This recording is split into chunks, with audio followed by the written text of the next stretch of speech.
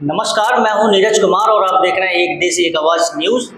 मैं बता दूं, सबसे बड़ा मुद्दा देश में जाति आधारित जनगणना को लेकर है और एससी, एसटी, ओबीसी अल्पसंख्यकों की एक ही मांग अभी चल रही है, जो कि जातिगत जनगणना। जातिगत जनगणना बहुत बड़ा मुद्दा देश में बन चुका है।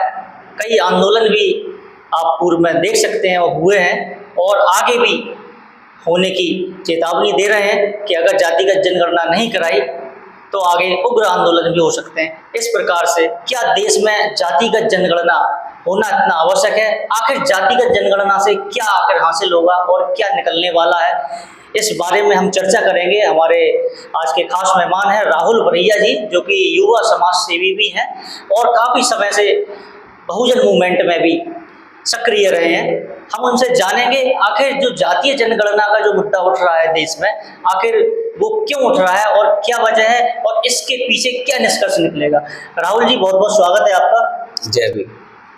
क्या लगता है, जातिगत जनगणना जो बहुत बड़ा मुद्दा बना हुआ है देश में कि जनगणना कराना चाहिए, आखिर ऐसा क्यों लगता है? ऐसा हमें इसलिए लगता है, जातीय जनगणना के पीछे का मेन उद्देश्य ये है कि धन, धरती और राजपाट में भागीदारी का। यदि इस देश में जातीय जनगणना हो जाएगी तो पता चलेगा किस समाज के कितने लोग हैं और किन लोगों के पास देश की संपत्ति पे किसका कितना कब्जा है। जब तक इस देश में जातीय जनगणना नहीं होगी तो ये पता नहीं चल पाएगा कि धन, धरती, राजपाट पर एक तरफा किसका कब्जा है। इसलिए जातीय जनगणना होना बेहद जरूरी है। दूसरी बात ये कि मैंने जैसे पूर्व में ही बताया कि इस देश में जाति आधारित जो सिस्टम बना हुआ है उस पर शोषण भी होता है। उसके पीछे शोषण खत्म करने का एकमात्र ये रास्ता है, आप ओबीसी की जाति जनगणना कराइए और उस आधार पर आप फिर देश का बंटवारा और जो भागीदारी है उस भागीदारी को दीजिए, जिससे जो आपसी मतभेद हो रहे हैं वो नहीं होंगे। जैसा मैंने अभी पूर्व में ही बताया कि पूर्व में केंद्र में कांग्रेस की सरकार भी रही, वर्तमान में भाजपा की सरकार है। तो सबसे पहले इस देश में सन 1881 में जातीय जनगणना कराई गई, एससी, एसटी, ओबीसी सर्व समाज की। यहाँ तक कि देश में जो पशु जो जानवर हैं उनकी भी जातीय जनगणना कराई गई।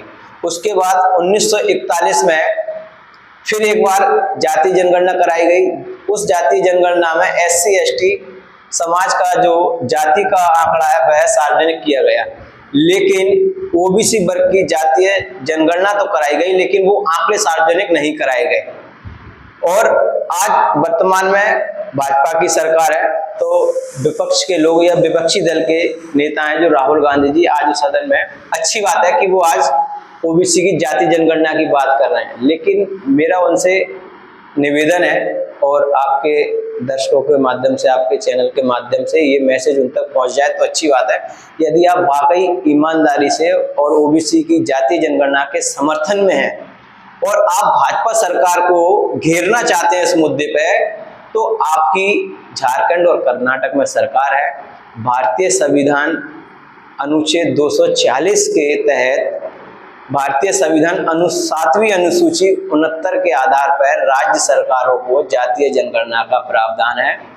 जिस तरीके से बिहार में नीतीश कुमार और तेजस्वी यादव जी की गठबंधन की सरकार ने जातीय जनगणना कराई और जातीय जनगणना कराने के बाद जाति के आंकड़े सार्वजनिक किए, तो उससे पता लगा कि बिहार में जिनकी 1% जाति है, जनसंख्या है, वो हर एक विभाग में और जमीन, धरती, जो राजपाट है वहाँ 100% कब्जा किए हुए हैं। तो जातीय जनगणना हो जाएगी तो पता चल जाएगा किसका हक कौन खा रहा है।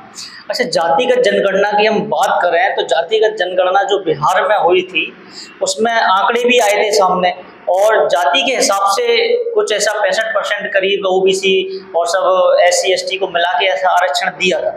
लेकिन जब दोबारा से बीजेपी की और नीतीश कुमार की सरकार बनती है तो उसमें हाई कोर्ट जो है उस पर रोक लगा देता है, जो आरक्षण जो तय होता है कितना % मिलना चाहिए। क्या लगता है इसके पीछे क्या मंशा सरकार की और लोगों की रही होगी कि जो जातिगत जनगणना के बावजूद भी जो हक है वो नहीं दे रहे हैं उसका? जातीय जनगणना के पीछे का मेन उद्देश्य ये है कि जातियां इस देश में क्लियर तो हो जाएं कि किसकी कितनी संख्या है। सरकार तो देने में नाकाम थी और है और आगे भी रही। सरकार देना नहीं चाहती। जो राजपाट है और जो भागीदारी है वो आपको मांगने से नहीं मिलने वाली। उसके लिए आपको लड़ना पड़ेगा, संघर्ष करना पड़ेगा, त्याग बलिदान सब देना पड़ेगा, तब जाके आपको अपनी भागीदारी मिलेगी। सरकार आपको ऐसे ही नहीं देगी। राजपाट जो है वो मांगने से नहीं मिलता, उसके लिए संघर्ष करना पड़ता है, सड़कों पर उतरना पड़ेगा आपको, तब जाके वो आपको भागीदारी मिलेगी। सरकार ऐसे ही आपको कुछ नहीं देने वाली। अच्छा देखें, विपक्ष के नेता लोकसभा के राहुल गांधी बहुत बार कह चुके हैं कि अगर हम सत्ता में आए तो जातिगत जनगणना कराएंगे और जातिगत जनगणना बहुत ज़रूरी है देश के लिए। इससे आंकड़े निकलेंगे कि भाई कितने कौन से जाति के लोग, समाज के लोग हैं और उसी आधार पर हम लोग आरक्षण की व्यवस्था करेंगे। इस प्रकार से राहुल गांधी काफ़ी बार कह चुके हैं अपनी रैलियों के माध्यम से, सभाओं के माध्यम से। एक बात ये भी लग रहा है, कांग्रेस को जब सत्ता चली जाती है तब जाति की याद आती है, उसके पहले जब कांग्रेस सत्ता में रही है तब जातियों की याद क्यों नहीं आई। और सबसे बड़ी बात तो जो है, राहुल गांधी जी जो कहते हैं उसका अगर जिन राज्यों में उनकी सरकार है अगर उसमें वो इम्प्लीमेंट करा दें सबसे पहले तो ये बहुत बड़ी बात होगी। लेकिन खाली कहने के लिए ये बात अगर राहुल गांधी जी कहते हैं तो उसको क्या कहें। देखिए, मेरा कहना एक अलग बात है, करना एक अलग बात है। यदि कोई व्यक्ति मुझे यहाँ बुला रहा है और मैं कह रहा हूँ मैं आ रहा हूँ और आने में जमीन आसमान का फर्क है, करनी और कथनी में जमीन आसमान का फर्क है। मैंने कहा ना, यदि कांग्रेस पुनः इस केंद्र की सरकार में आना चाहती है और बीजेपी को घेरना चाहती है तो आप बातों से नहीं घेर सकते बीजेपी को, आपको करके दिखाना पड़ेगा। यदि आप बीजेपी को घेरना चाहते हैं तो उसके लिए मैंने बताया ना, आपको सिर्फ ओबीसी की बात करने से कुछ नहीं होगा। ओबीसी वर्ग हो, अनुसूचित जाति वर्ग हो, अनुसूचित जनजाति वर्ग हो या सामान्य वर्ग में जो गरीब तबके के लोग हैं उनके लिए आपको काम करना पड़ेगा।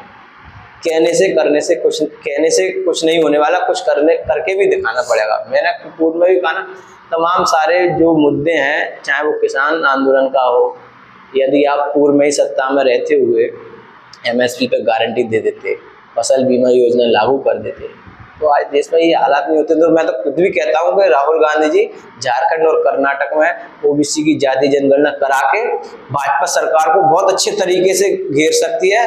और यदि आपने बिहार में और झारखंड में सरकार ओबीसी की जाति जनगणना करा दी तो हो सकता है ये दलित, पिछड़े और जो आदिवासी हैं सब आपकी पार्टी में आके फिर से आपको देश का प्रधानमंत्री बना दे। आपको काम करना पड़ेगा, कहने से कुछ नहीं होने वाला। काम करके दिखाओ, जो काम करता है जनता उसके साथ में रहती है हमेशा।